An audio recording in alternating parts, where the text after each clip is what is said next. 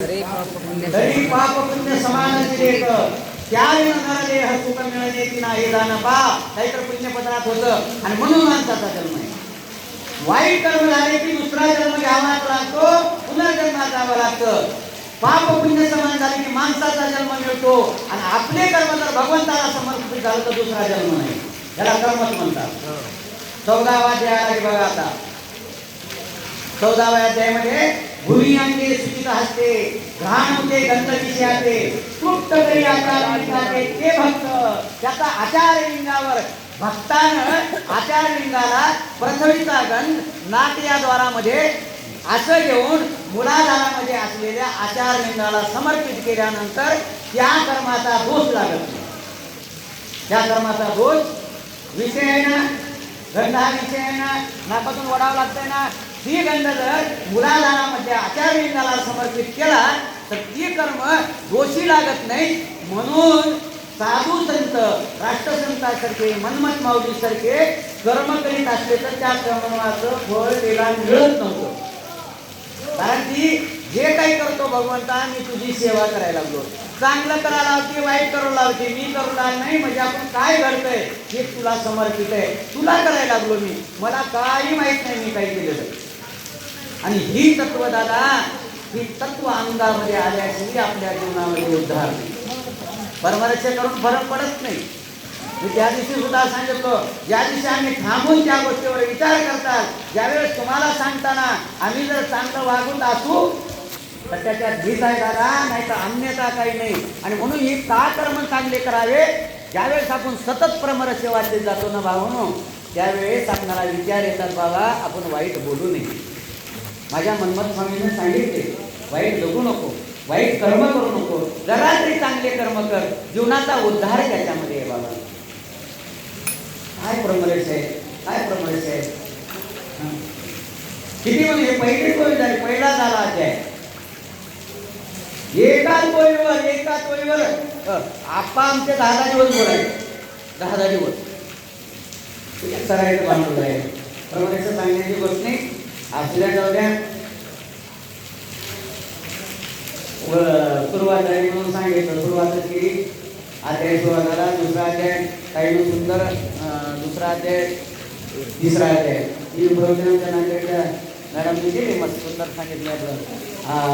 आता खरा सिद्धांत आज सांगितलं तुम्ही, आज झाले प्रवचन, काल झालं पहिल्या तिसऱ्यावर बोललो ना. पादोदकाविषयी थोडं बोलतो तुम्हाला. हे पवित्र काय पाद म्हणजे पाद आणि उदक याला सिद्धांत शिखामणीमध्ये गुरु शिष्य असं म्हणजे आहे. पाद उदक त्याचा दुसरा एक भाव सांगतो तुम्हाला. ते एवढं पवित्र काय त्याचं सांगण्याचं एक कारण आहे. सिद्धांत शेखर ग्रंथामध्ये त्याचं वर्णन करीत असताना ते म्हणतात अविद्या मूलनाशाय धर्मकर्म निवर्तये ज्ञान वैराग्य सिद्धार्थ गुरुपादोदकम विवेक. किती फायदा आहे त्याचा माहित आहे. अविद्येचा मूळ अहंकार गाळण्याकरता गुरुच्या पादोदकाची गरज आहे. अविद्या मूलनाशाय जन्म कर्म निवर्तये. जन्म कशामुळे होता आपला, कशामुळे जन्म होतो, कर्मामुळे. आता सांगितलं गेलो विसरून का, वासना. वासना अंतकाळामध्ये आपल्या मनात जे विचार असतात तसा जन्म घेत होता. हे एवढं प्रबळ शिवपाठ का करायचं माहिती आहे तुम्हाला, मरताना देवाचं नाव आलं पाहिजे.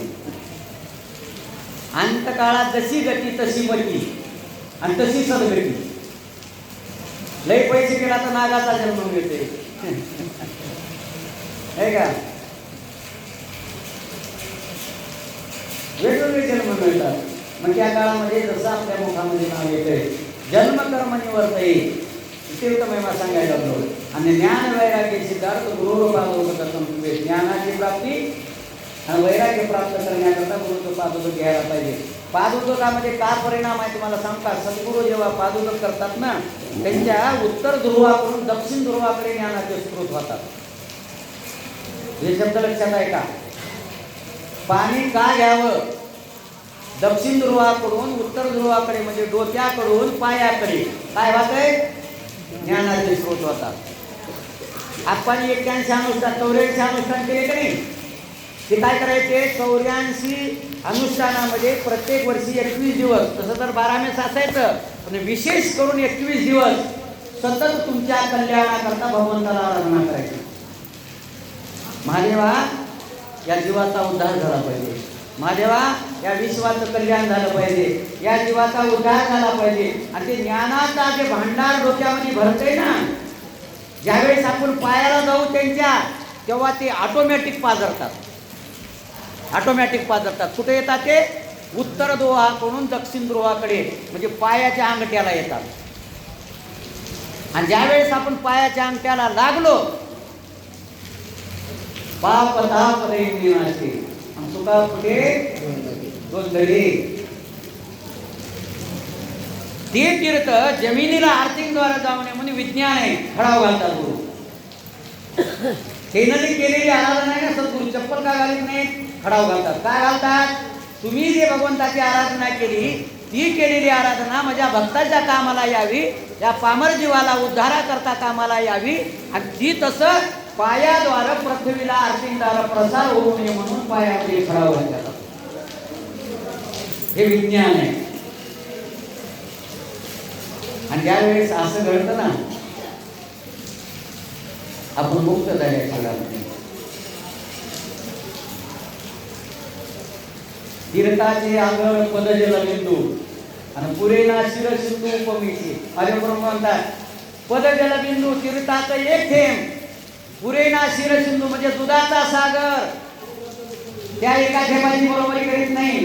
तसं तर ब्रह्मस्वामी दुसऱ्या अध्यात्मात म्हणतात सप्तसागरीचे जळ, सृष्टीचे तीर्थे सकळ आणि गुरुतीर्थ थेंबाचे फळ सहस्राशे अधिक, 1000 पटीनं. एक थेंब 7 सागराचं पाणी, हे प्रशांत, हिंदी महासागर, बंगालची खाडी, हे सागर, ही सागर, ही 7 सप्तसागरीचे जळ.